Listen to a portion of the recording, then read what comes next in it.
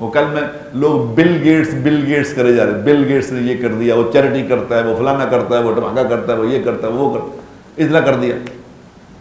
क्या bill gate लिए फिरते हो जो 65 साल की उम्र में 56 साल की बीवी को तलाक दे के बैठे? ये उम्र है कोई तलाक देने वाली?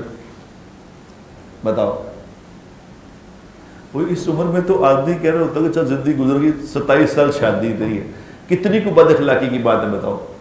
यानी उसने $1 बिलियन या $1 बिलियन पाउंड दे दिया, उसकी जरा सी नागवारी बर्दाश्त नहीं की। क्या मिसालें देते हैं हम उनकी, क्या मिसालें देते हैं। पैसों को क्या करना है मेरे दोस्तों अगर अखलाक अच्छे नहीं है?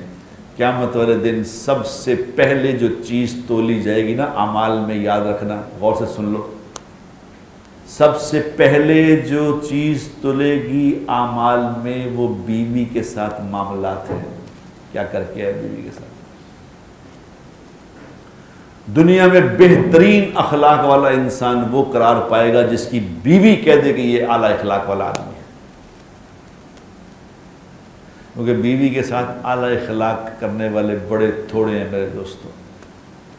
बीवी की इज्जत करने वाले, बीवी की ताज़ीम करने वाले, और ये मेरे नबी ने करके दिखाई है, नबी ने करके दिखाई है कि छोटी सी लड़की, अम्मी आयशा रज़ी अल्लाह ताला, छोटी सी लड़की, और हुजूर अकरम सल्लल्लाहु अलैहि वसल्लम से कई ऐसी बात भी कह दी, सख्त भी कह दी, तो आपने खामोशी से सुन लिया। जब हुजूर अकरम सल्लल्लाहु अलैहि वसल्लम, जब अम्मी आयशा रज़ी अल्लाह पे इल्ज़ाम लगा था, तो इल्ज़ाम जब अल्लाह ने क्लियर कर दिया था, कुरान ने क्लियर कर दिया, तो अबू बकर सिद्दीक़ रज़ी अल्लाह ताला अन्हो, उनकी वालदा, अम्मी जान की वालदा ने कहा कि हुजूर का शुक्रिया अदा करो, अल्लाह के नबी का शुक्रिया अदा करो। अम्मी जान ने क्या फरमाया था? मैं उनका शुक्रिया क्यों अदा करूँ?